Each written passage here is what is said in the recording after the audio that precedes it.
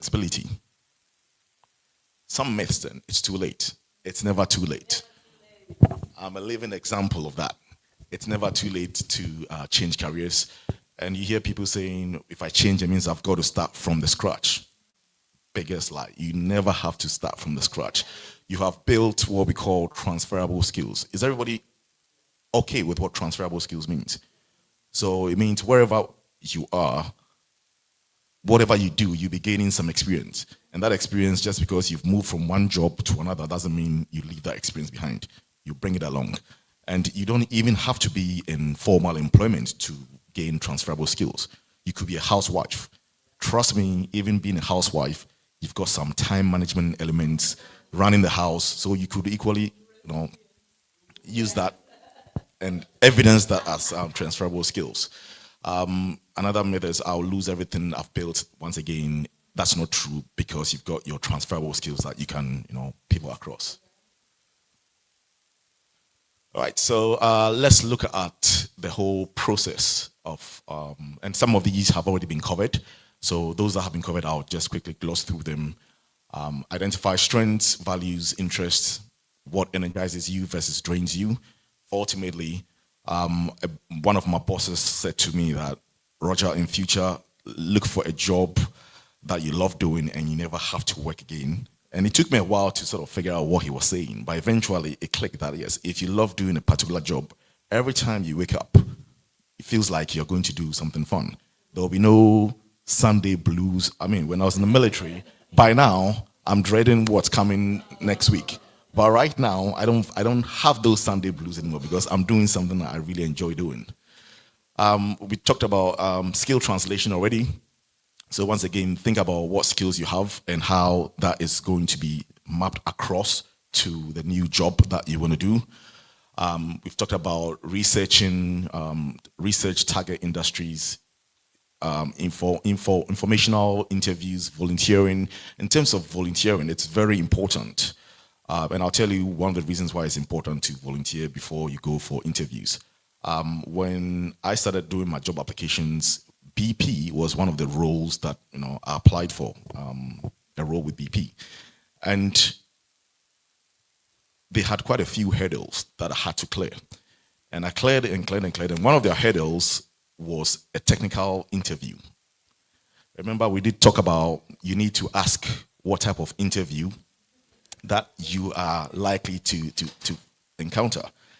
BP's was a technical interview, and I didn't quite ask whether it was a technical. I assumed it was going to be a competency-based interview. So I had prepped for a competency-based interview, and then I realized it was a technical interview.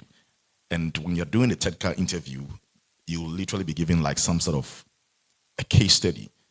They want to find out whether you really know the ins and outs of that particular job. And it was a proper in-depth case study, which, fair enough, it would have been fairly simple if I'd volunteered a day working with, BP in that particular area. But because I never looked at, volunteering, I was completely lost. And were fairly simple questions. So regardless to say, my application process ended there. So I learned, remember, when it comes to these, you don't fail, you learn. So every time you get something wrong, you just learn. Next time, don't do it this way.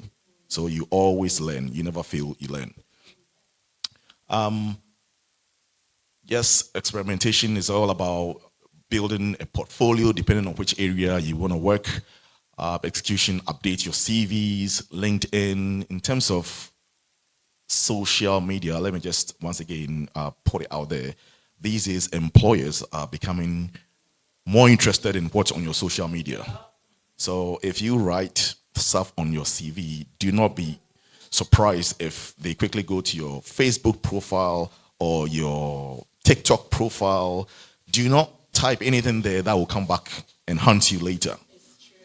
So just make sure that, I know the current generation are obsessed with, social media and, leaving inappropriate stuff on there. And this is what the CEOs are saying. We will go and check because we know that you would come and present one side on your CV, but we want to know your real side on social media. So be careful what you put on social media. Okay. Next slide, please. Yeah. Yeah.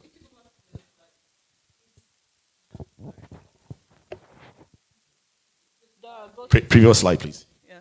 So you know how you said identify strengths, what energizes you and what drains you. I was just sitting here thinking I could never do Pastor Joy's job. Like I would be completely drained because on my role I have to do some interviewing and I really hate it. I'm checking the time. I'm wondering, oh God, when are these interviews going to end? Let me get out of here.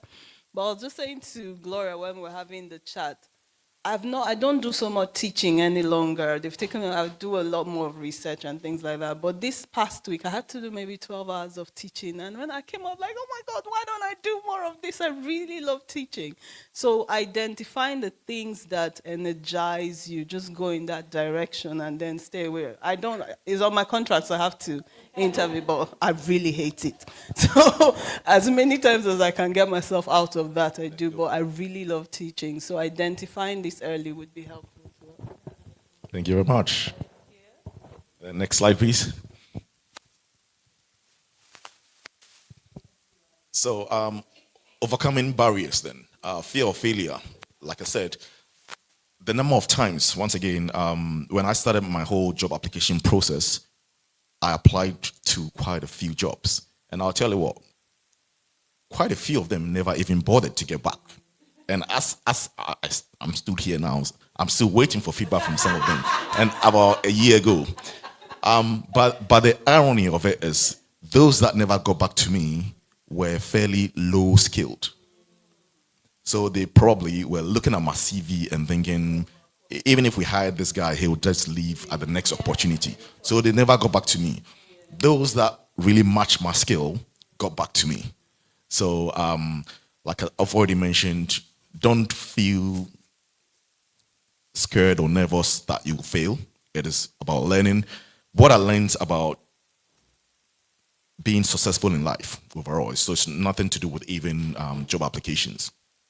It is getting comfortable with being uncomfortable. It is having that growth mindset. It is trying to grow that whole, what's the word I'm looking for? Comfort zone. If you have a comfort zone that big, that's because you are used to doing certain little things and they are within your comfort zone that big. And forever, if you don't take that plan to step outside your comfort zone would always remain that big. That is a poverty mindset. Those who succeed are those who would want to broaden their comfort zone. So they've got their comfort zone that big, and you're thinking, you know what? Let me step outside my comfort zone and do things that make me uncomfortable. And then the more you do those uncomfortable things, suddenly they become comfortable. And then your comfort zone is now that big. And then keep repeating it. It keeps going bigger and bigger and bigger. And then before you know, the world is your oyster. You're unstoppable. So apply that and you realize that you would always be growing and you wouldn't feel like, you're stuck in one place. Financial pressure, once again, yes, think about the job you're going to apply. You should be able to say, I can afford to take this job. Certain jobs, there's no point because you can't afford to take it. You've got bills to pay.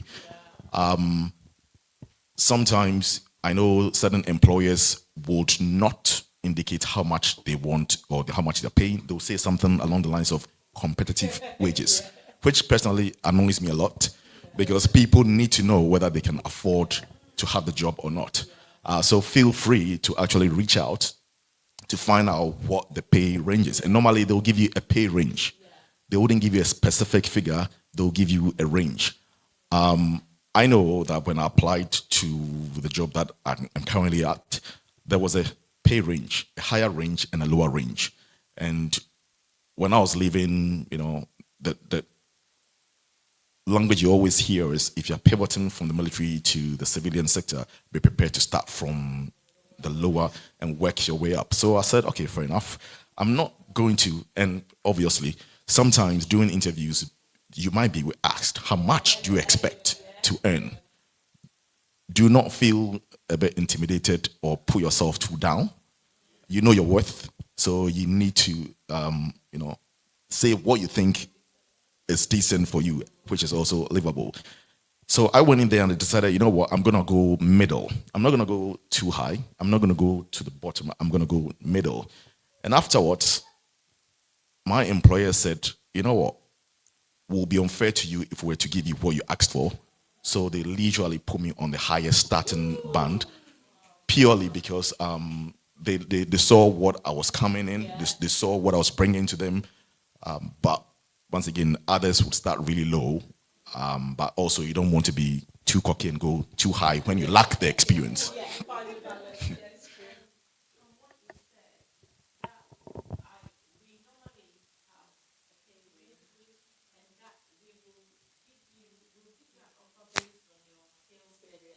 Experience, yeah.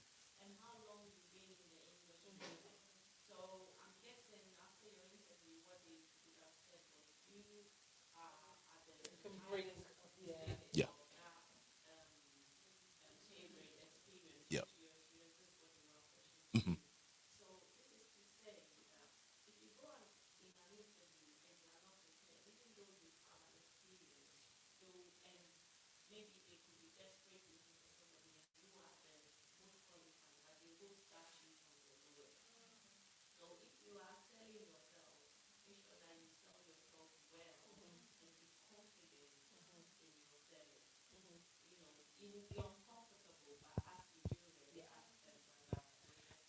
It's a very good point, and I would also say there's a slight different conversation if you're going to a job through an agency, because you can probably be a bit more black and white with them. You wouldn't say as brashly to an employer directly, because as you say, you don't want to limit yourself or cut yourself out. But you can say to an agency, you can ask them some challenging questions, and I love it when people ask me this, like, what's the realistic, how realistic am I to get the top bracket based on my experience? Where are other people pitching themselves in line with this? I don't want to pitch myself out, but I believe I'm worth this. And honestly, it should be an agency's job to get you what you're worth, because it's actually in their interest, because they get paid off the basis of what you earn. So they will try and negotiate for you. So use them as well if you're going to an agency to help you get the wage that you believe you're worth, but also be mindful of, as they've both said, in line with your experience. Because if you go in and say, I'm not going to have it unless it's that, and they've got 4 other people and they like you, but actually they're like, well, this person's 5-10 grand cheaper and they're quite similar, so let me go for this other person. So just bear all of those things in mind. Pastor?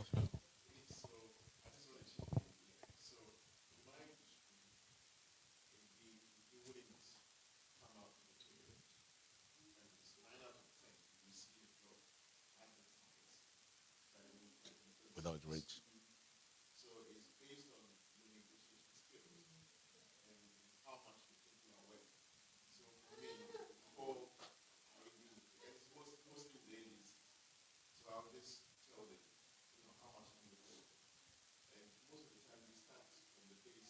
Mm. Okay.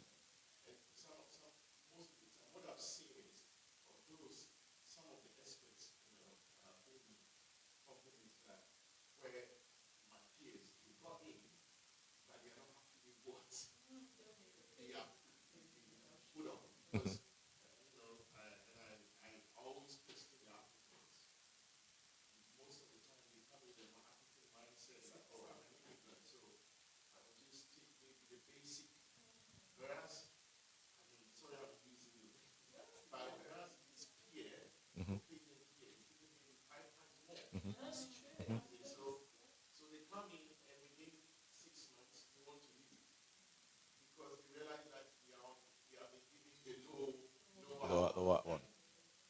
Yeah.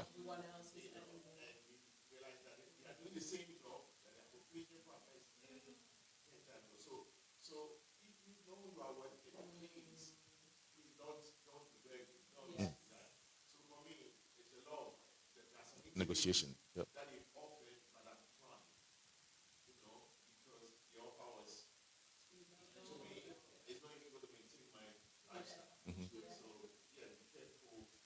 Yeah.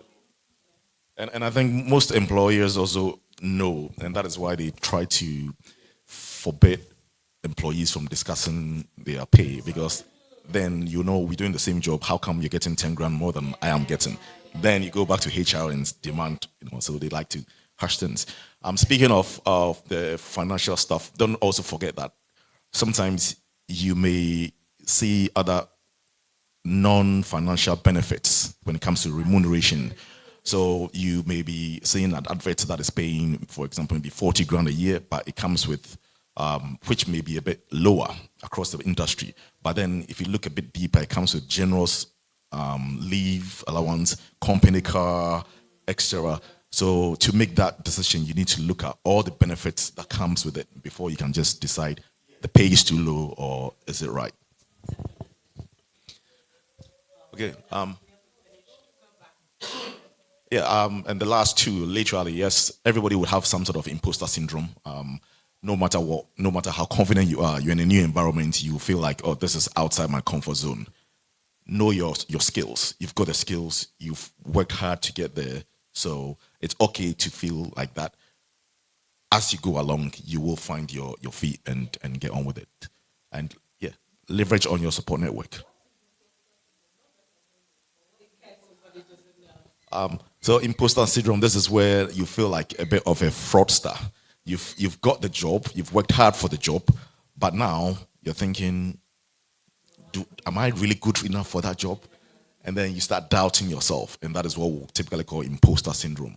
And everybody would have imposter syndrome. All the CEOs who came in to have a chat even talked about their own imposter syndromes. So if the CEO is getting imposter syndrome, then who are you to challenge yourself not to get imposter syndrome? Yeah.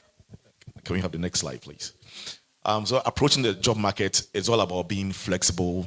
Flexibility is key, and resilience, which we've also talked about, is very key. Adapt a different strategy so you stand out. You don't want to do what everybody else is doing because then you don't stand out. So adapt something, do something different. If you go to an interview panel, you want to be that person who is memorable. So when the panel is sitting down to discuss after the interviews are done, they can also, oh, you remember this guy or this girl, what she said. You don't want to just be the gray person who everybody forgets once the interview is over. Shift focus when your desired roles are not available. So don't be too fixated on just one particular aspect.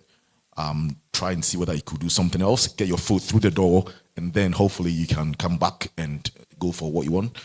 And it says go for it even if you feel underqualified. And this is exactly what one of the CEOs said. Apparently a lot of people sit and look at the job description and they think just because they don't fit one of those dimensions, they throw away the whole opportunity. They are saying if you feel you tick about 80% of those boxes, go for it. So you don't have to be 100%. They're not looking for somebody who is a finished product, because they said if we hire you and you tick all the boxes, there's a good chance you leave. We want you to be here missing certain elements of that, and then we can train you and grow into the business. So if you're hoping to get that 100% tick before you apply, chances are they probably will not hire you anyway. Okay. And continue reassessing, tailoring your CVs, and Pastor Joy has already talked about it.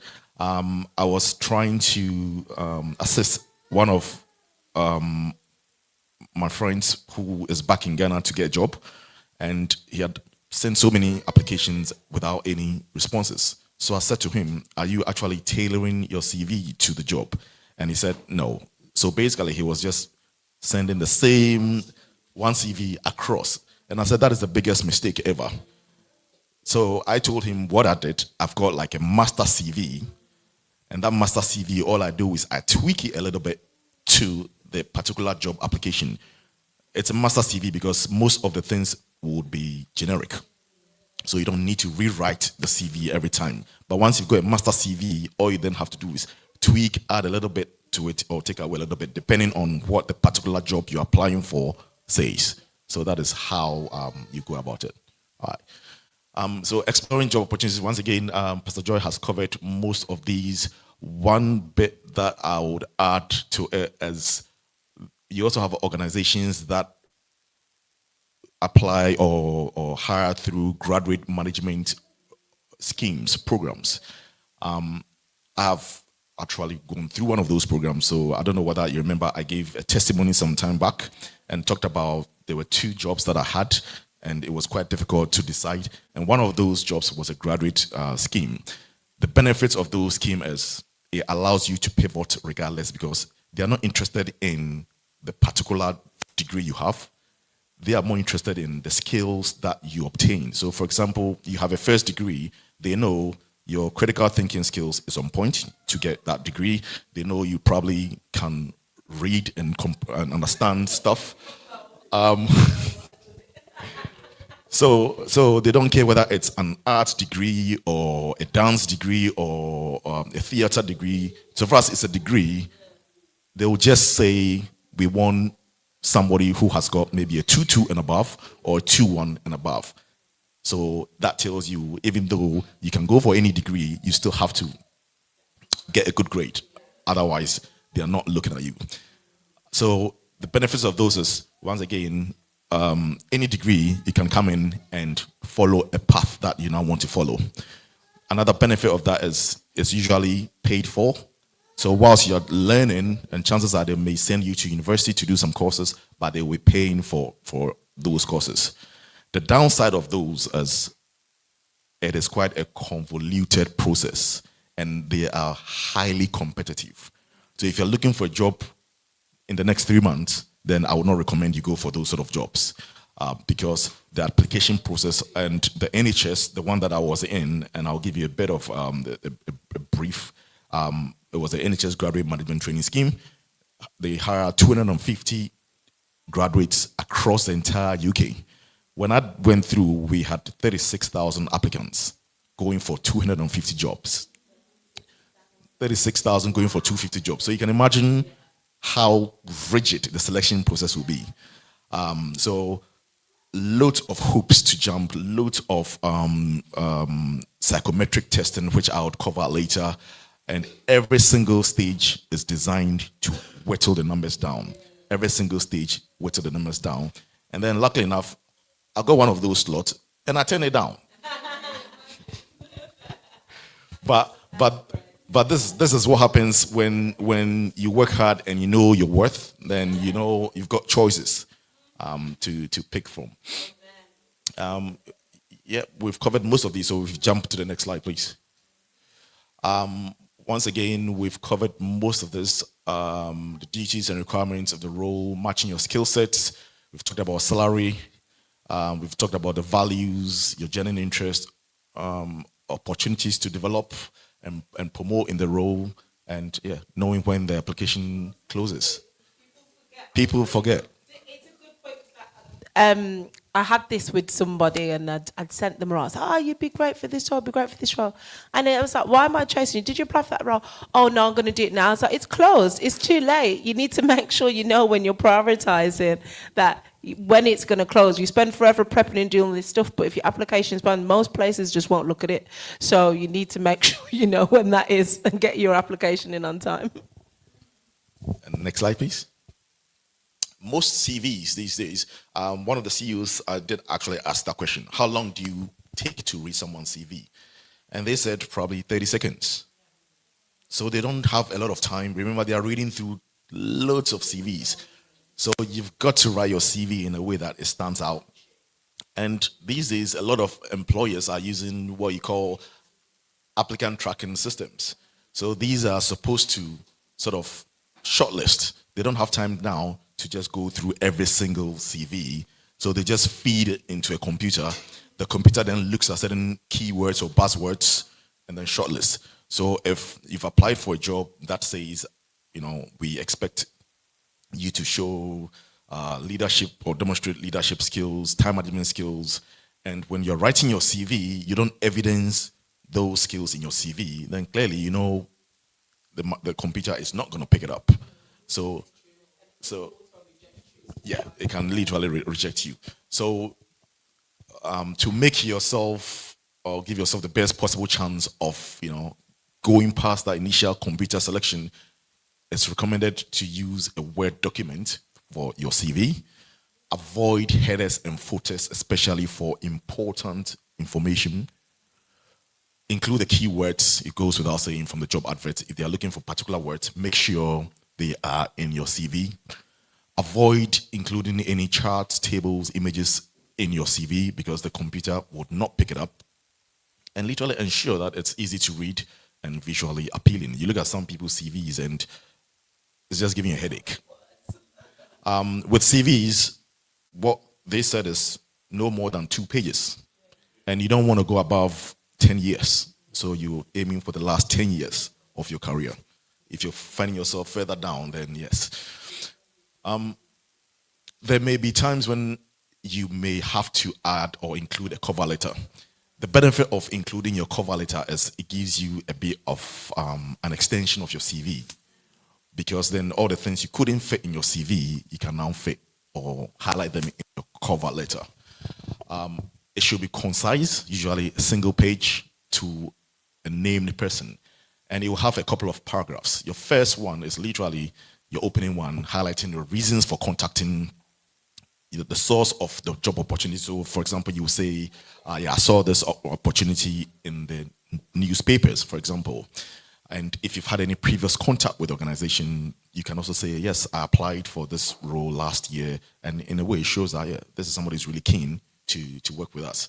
Your second paragraph now is why you are suitable for the role. A lot of people are also going for that same role. So the question is, what makes you the better person for the job? So this is where you highlight your key skills, whatever experience and qualifications you have. Chances are you've already covered these in your CV, but this is your chance to expand on it a bit more. Your third paragraph will now be, okay, what do you bring to the company? So if I hire you today, what are you bringing to the company that we already don't have? So this is where you can further sell yourself more regarding what you can bring, go into your previous achievements and future aspirations where you see yourself in a couple of years.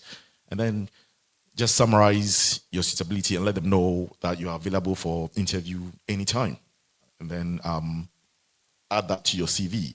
And some organizations will tell you that, yes, we need a cover letter. Others wouldn't. But there is no harm, adding it to it.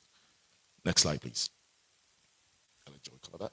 Yeah, I was just going to expand on that. So going back to Pastor Afi's point, this is sometimes, carry on. This is sometimes where I can help you with a starting point. Now you obviously need to, do it yourself, but you can ask it. And this is an example of a prompt you might be, if you need a cover letter for a certain job, you give them a bit of your demographic, you give them a little bit, you put the job ad in there and you'll say in X amount of words, write me a short covering letter, give me a format, highlight a few of these key things, and it's a starting point. So don't take that and use that as your cover letter, right? So we're just caveating that. It's a starting point. You then need to humanize it. You need to strip out the bits that aren't you, make it more yours, but it's great to have a bit of an indicator, a bit of an idea of format to get you started.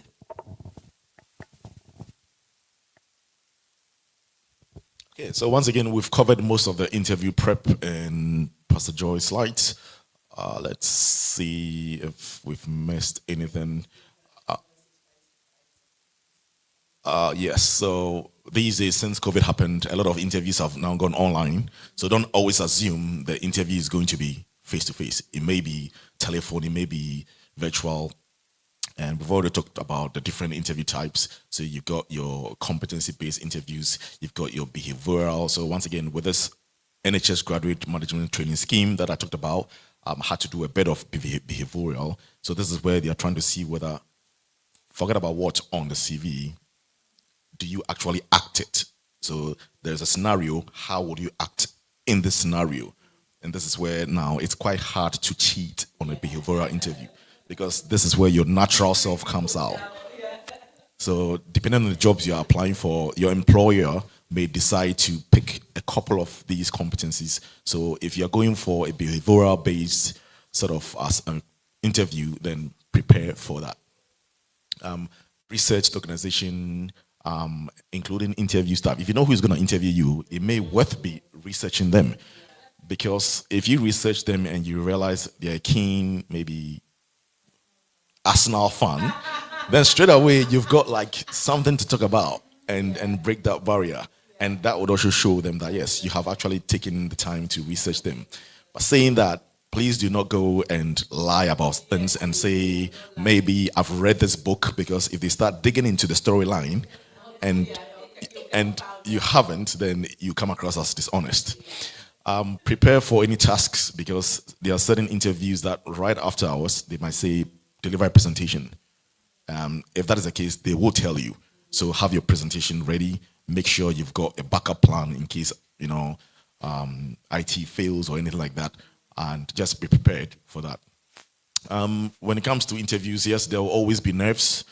As in the military, we've got a technique we use called box breathing, and a lot of special forces also use this technique when you're doing really high pressure stuff to help you calm down, because there's nothing worse than going for an interview, panicking, nerves all over the place. So, how are you going to research that? No. So to do your box breathing, you sort of inhale for 4 seconds, hold for 4 seconds, exhale for 4 seconds, hold for 4 seconds. And do that a couple of times, and suddenly you realize you calm down and feel a bit more relaxed. So this is a technique a lot of our soldiers. So yes, it's normal to feel nerves. If you're going into an interview, you don't feel nervous, then something is wrong. And I always tell my friends that a bit like sitting an exam. If you go sit an exam and you come out thinking, oh, that was quite easy, chances are something is wrong somewhere. It's designed to challenge you. It's designed to challenge you. And the CEOs were saying, so if you come in and you feel like the pressure is mounting, then chances are they've seen you've got more to give. So they are pushing and pushing and pushing to see how far they can push you. But if you come in and the questions are fairly basic and they let you go, then that is them telling you, we don't think you've got what it takes to push you further. So if you come out from that interview and you feel, wow, that was a good grilling, that is a good sign.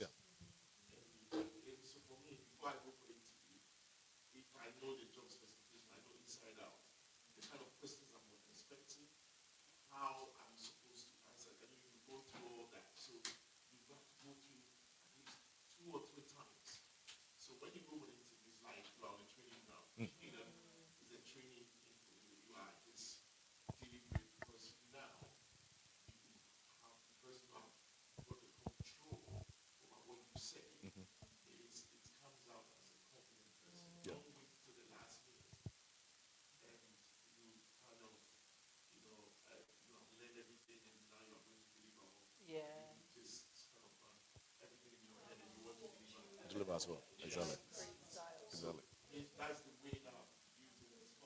It's helped about absolutely. Yeah. Absolutely. That's a really nice segue to this slide as well, which is like that preparation is so important, because you will only feel, going back to what Brother Roger said, you'll only feel comfortable if you've spent time out of your comfort zone in this. If you don't like interviews, well, rocking up on the day is not going to make you good at it. You've got to practice.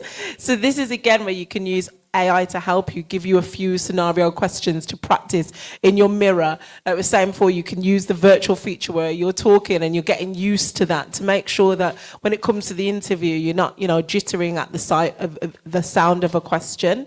So you can give it prompts to give you some examples based on that sort of job, that industry, the level of people you're meeting. So you're getting comfortable. Just keep doing it, go through it, so that when you are asked those questions, you don't feel phased. You've got a bit more practice behind you. And just to add on to it, there are certain times besides you could pass an interview, but some employers would also ask you to go for an assessment center.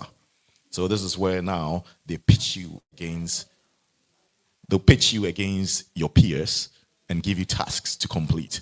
And when they do that, they are assessing a lot of other things also, like your team working skills, how you handle conflict, because some of you may disagree. So if you find yourself in that situation, just remember that, you're not, you're being watched, and support each other rather than try and pull each other down. Be a team player. I was going to add on that as well. Like, if you ever get invited to, especially in like manufacturing, they'll say, come and do a factory tour, but some might say, come and do a tour of the office. That's still the interview. So don't get comfortable. Don't be there gossiping with people. Don't be rude to people, the person that let you in. Because I've had some businesses when they've said, the person was so rude to our person at reception. And the person who showed them round, they didn't ask them any questions, they didn't seem interested, so we're not going to take them forward. So it carries on. Every interaction is part of the interview. Thank you for that. Next slide, please. Oh, yeah, we already did it. So interview prep, I talked about psychometric assessment. You may be required to complete them before, during, or after. There could be so many different types, and employers would adopt a combination of these. And it's all designed around what they expect you to do. So with the NHS graduate scheme, for example, I had to do the numerical, I had to do the verbal, I had to do E3 exercise, I had to do situational judgment. So in one sort of employment process, this is what they subjected, and each was designed to whittle the numbers down. So all I can say is when it comes to these sort of, and unfortunately that is where employers seem to be going these days, they are relying more and more on psychometric testing because once again, they think it gives them a better indication of who you are and your abilities. What I would say is practice. That is all. You just have to practice. Practice, and there are some free websites that will give you the opportunity to practice.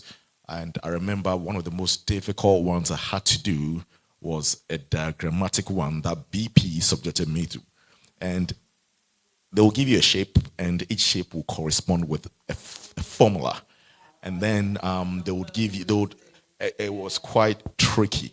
But funny enough, I managed to pass it only to fail the technical interview. No, I didn't fail it. I learned from that technical interview. So yes, when it comes to psychometric testing, all I'll say is just keep practicing. Yep.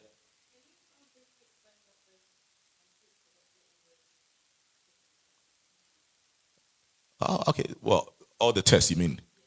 Oh, well, so the numerical is self-explanatory. The verbal, inductive. Now this is where like you're using a bit more of reasoning. You're now trying to reason. Diagrammatic, that was what I was telling you that BP, threw it at us. So those are like you looking at abstract shapes, for example, and predicting what the next shape will be looking like.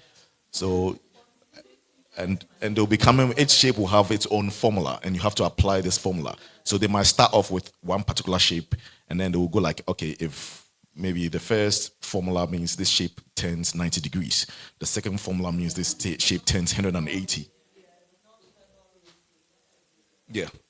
And then obviously you've got your critical thinking, and it could be something as simple as they might give you a paragraph and ask you to interpret or ask you certain questions or ask you to summarize. E3 exercises, this is where now they try to replicate real life scenarios. And I know one of the E3 exercises I had to do was you've come into work and you've got about 100 emails sat in your inbox. How are you going to prioritize? And there is a formula or a technique in doing that. So it all comes down into doing your research. With these sort of things, there is something they call the Eisenhower matrix. I don't know if anybody heard of that Eisenhower matrix. So if you're faced with an E3 exercise, you have to prioritize. That's the one. So So you just have to decide, okay, what is urgent, what is important, what is not urgent, what is not important, and then your urgent, important, you have to do it immediately, and then things like not important, not urgent, you can put them further down, and that is what they are literally looking for. That you are actually prioritizing and going for the most important jobs first. Otherwise, you'll be doing the low important jobs and be a busy fool. Exactly. Everywhere. Yeah.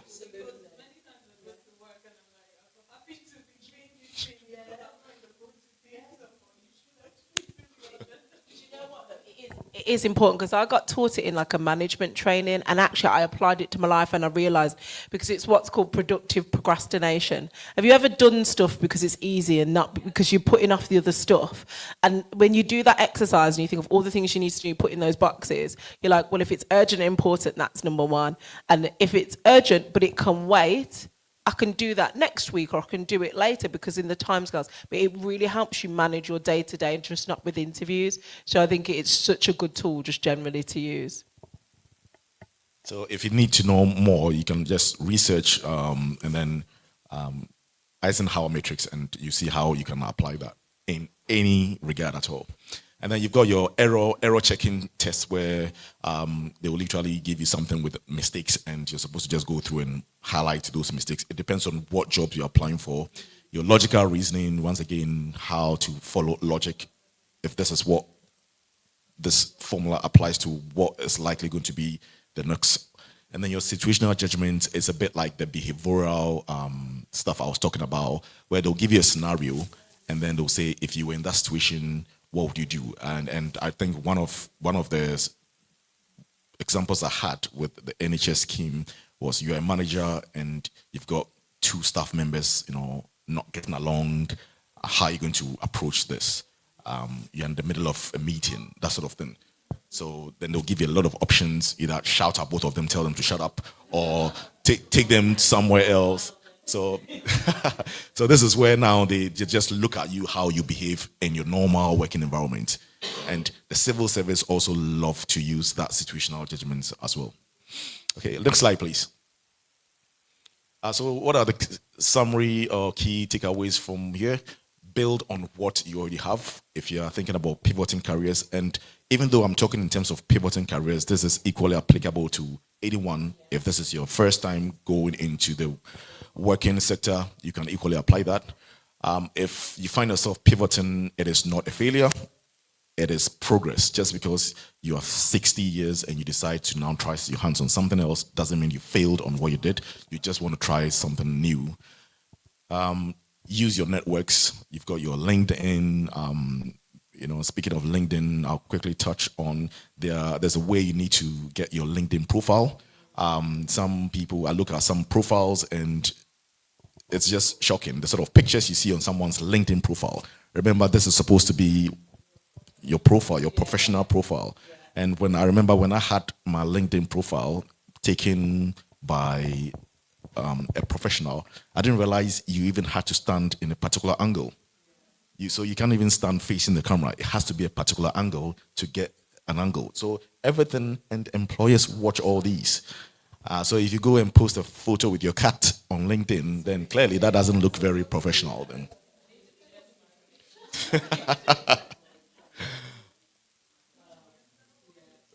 So yeah,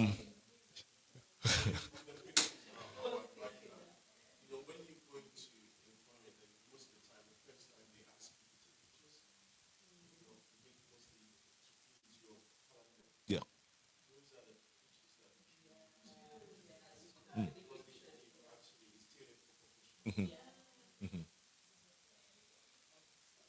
So yeah, use your networks as much as possible. Your friends, if you got friends who have got influences or a friend of a friend, use them, and remember all your transferable skills.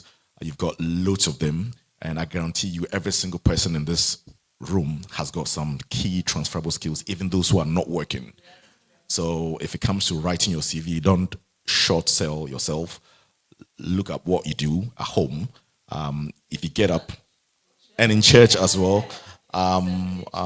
if you're here and helping out in church, you could actually evidence that as getting involved, volunteering exactly. And like I said from the beginning, do the job you love, and it means you never have to work again. And next slide, please. So, what's one small step that you can take this month towards your next chapter? Over to you.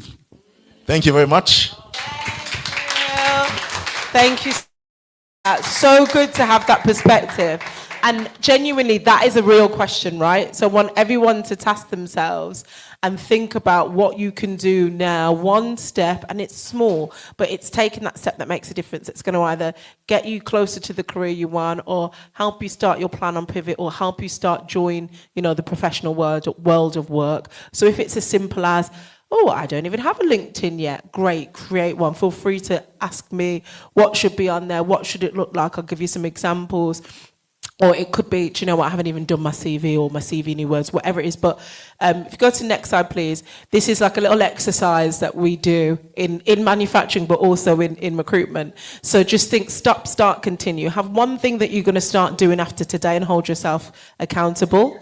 Do one thing you're going to stop doing, because as we probably all learned something like, oh, I do that, probably shouldn't do that. So something you're going to stop doing, and something that actually I've done a good job, that's affirm that, keep continuing. So give yourself one of each of those to do, so you can hold yourself accountable and make sure that, just like when we hear the word, we don't want to leave the same. So now how is it going to impact your life, and just make sure that you have some takeaways from that. Any questions from anybody? You've got the floor if you have any questions at all.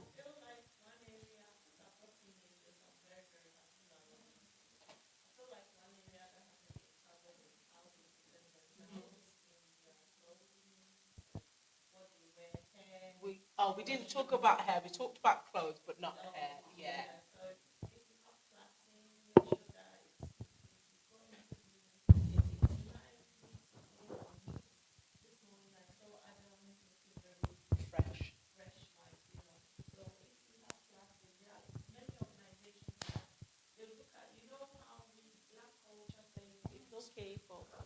It's okay for a black boy to have plaits within our culture. In the corporate world, they look at you and they just put you in a box. Yeah, so these are some of the things. It depends on which area of career you want to go into. And you will look at it going, oh, I don't care, but this is the real world, I'm afraid. Even if it's an online interview, make sure that you look sharp. You are very well dressed. If you are wearing glasses, put your glasses on. If you are shirt and tie, if you can, because anytime I have online interview, I do not take it for granted. I make sure that I have my jacket on, so they can see that I'm corporately dressed for the career I want. Yeah. Another area that I think it will be very important for hygiene as well. When you are going, make sure you've showered up and, you smell okay. It's a very good point, though, because I've had clients that, have said, they interviewed well, but I need you to tell them this. I don't know how you're going to tell them. But when they walked in the room, it was really hard. Everybody was like, there was a smell. And it was distracting for the interview. And so you've got to be mindful of these things, because it can distract everything that's going on. The reason why I'm saying that is because I have to have a difficult conversation with somebody who was employed. That day, the person smart, dressed up and came and everything. But as time goes on, the first week, we started smelling that this person is not showering or something. So I have to have that difficult conversation, and I got them to use the premise. We have a gym, a shower, and upstairs. So I said, look, if you don't have, they said they live on a boat. They didn't tell us that on the interview day. So we've employed this person, and the heating on the boat is not working. So they didn't shower. So the stench was extremely bad in the office, which was very uncomfortable. And in our department, we had about 38 people in the same place, and everyone was complaining. So I pulled this person up, and then the next day she called in sick. as time goes on, she didn't come. She was sick for a very long time, and then she sent the computer back. But this is what it does. If your parents are telling you that you have an order at home, you don't want to take it outside. So it's only your loved ones who can tell you that put a lemon under your armpits. It's only your loved ones who can tell you that your hair doesn't look okay. It's only your loved ones that can tell you that you have a bad breath. Nobody else will tell you. They will talk behind your back. So this is just some tip for you guys. That's great. Thank you, Pastor. Yeah, it is very important. You don't want anyone to make any assumptions about you. You want to come in and it be the merit of what you can bring, and them not focusing on your hair or your breath or your this and this. So really, and going back to what Pastor Avi said, put your best foot forward in every interaction and after you get the job.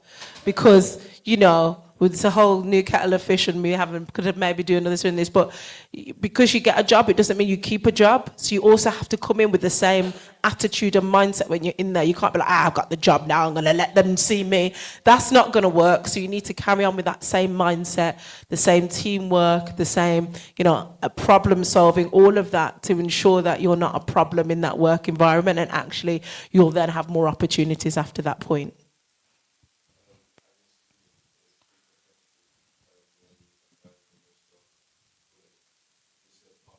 Mm-hmm.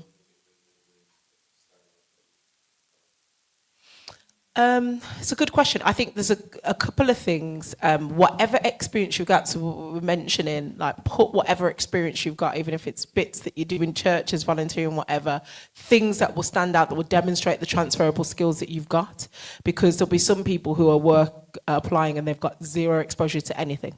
So find a way to make yourself stand out, but also try and use the networks, because there might be people who know people who can support you. Because I remember when I was at work, when I first started working, I think I'd taken a gap year from before going to uni, and also in my summers at uni, I just tapped on the doors of every single person I knew, and people were recommending me to other stuff. And you got to work every angle, because sometimes, going back to Brother Roger's point, there are a lot of applications. So you got to think, how can I help myself? So yes, still keep applying, bolster your CV with other things, but also ask people. There'll be people around you that might know somebody who can support you, or that even has a job available.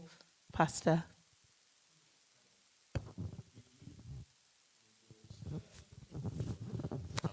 Youth that are looking for jobs, they've not been in employment before. Yeah.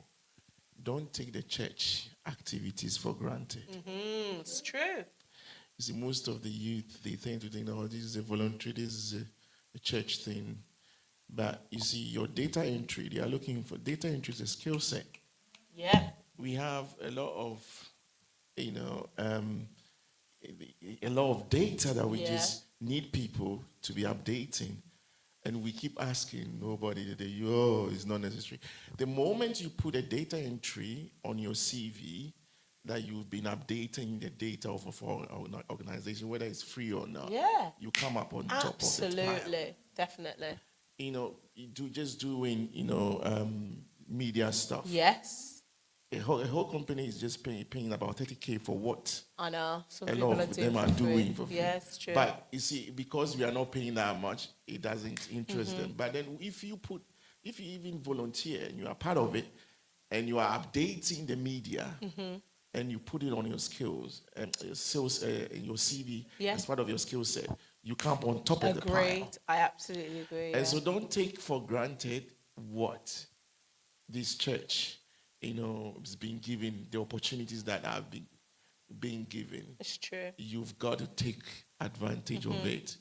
Even if you are playing the drum, you say that you are playing the drums, and it's a volunteer work. Yeah, exactly. It puts you on Definitely. top of it. So I will encourage you, never ever despise the work here and the things that we do in the church. It's the same thing that is being done in the secular. Definitely. But the difference is they are being paid. Yeah, absolutely. No, thank you, Pastor. That's a great point. And also, I'd say it's an opportunity for you to develop the skills that I've learned in church that I've been able to apply into work setting. So don't overlook also the learns that you get from serving in those areas or helping in those areas, because it will actually help you in other things.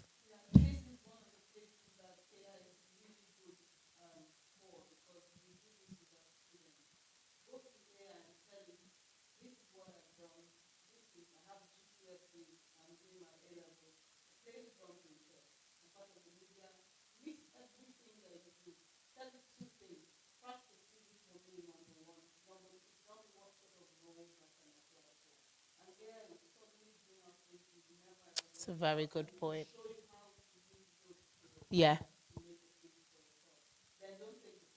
Yes, change it. As we said, don't rely on AI. That's your starting point. Then you can change it, add it, adjust it. But absolutely, that's a really good point. It can help you get a bit of direction, but also sometimes it's hard to voice those things. Well, what's the transferable skill in that? AI can help you if you're struggling, and to think, how is this going to make other employers see me as employable? Does that answer your question? Anyone else have anything else before we finish for today? Lindsay? In terms of answering situational questions. Yes. So if you had a career break, say 15 years, you've not been working, and of course you're at home. I know that you can transfer some of those things, but could you use your role or job specifications that 15 years ago not in CV. Yeah, you could, because they're going to have seen your CV and where you're at with the dates.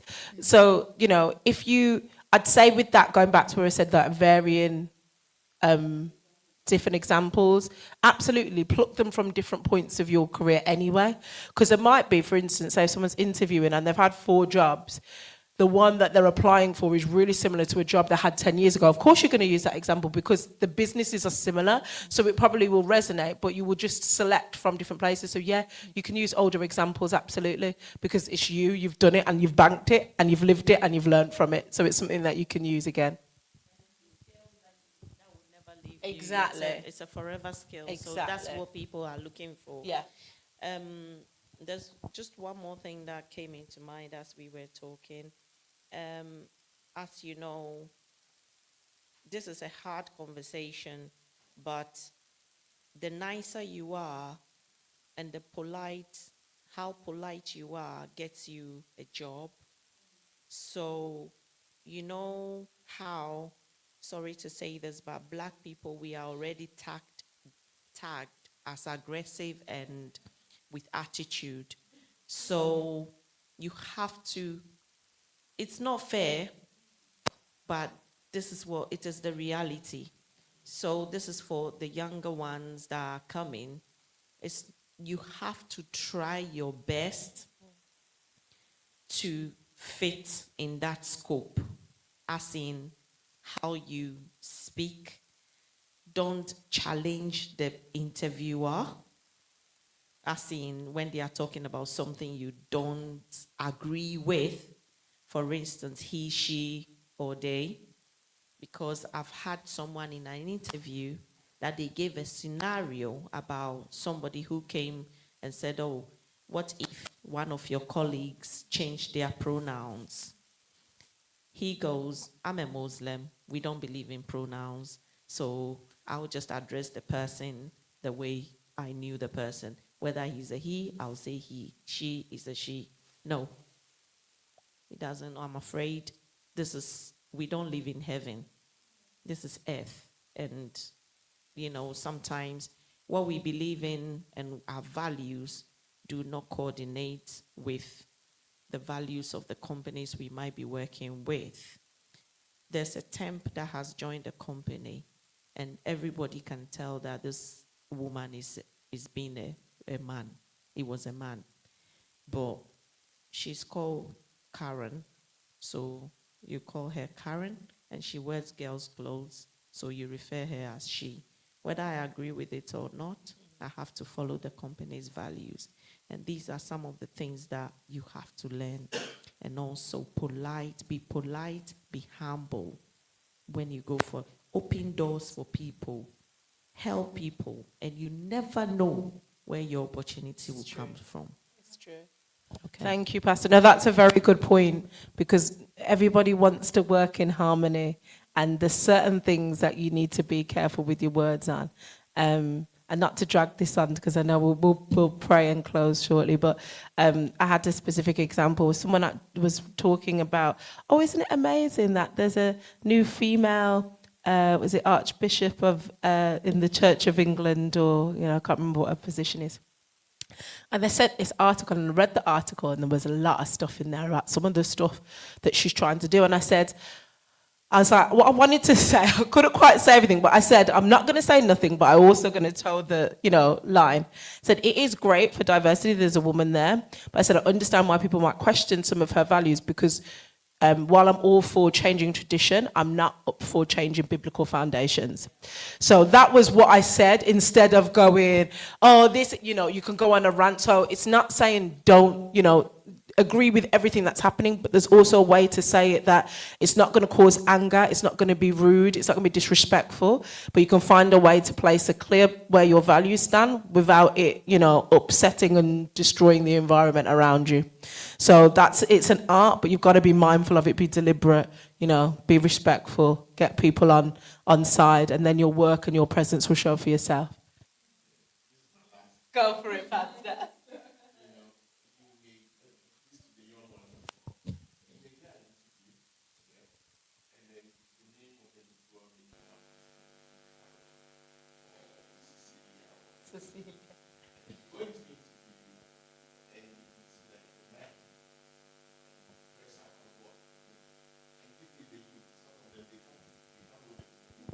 Yes, it's true. You just don't say. Yeah, that's true.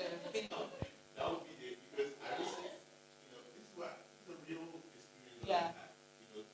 I thought I was going to be a young guy. Yeah. Very great guy that research from LinkedIn. And I think no one would have feel that way. And so it's about Yeah. and it's because I'm not. Yeah, that. And I know myself, being professional, make sure that he or he didn't Yeah, they didn't feel like you were, yeah. tell anything. Yeah. And so the conversation, imagine that the woman comes and it's like, oh, I didn't realize, yeah. And yeah. Yeah, it's true. And we do need to be mindful of the law of the land. And of course, we have our values. We know what our values are.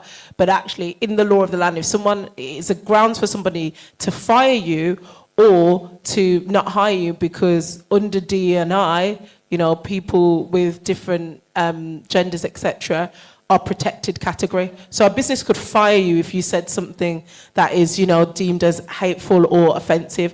So we've got to just be careful with our words and make sure that, as Pastor said, professionalism. People are going to live their lives how they want to. You know what you stand for, and you're clear on how what you stand for. And then you just do your job, and you do your job well. Amen, amen. So thank you so much, Roger. Thank you, everybody, for staying behind. I hope you really do work on your takeaways. I might ask some of you over the course of the next few weeks, what were your takeaways?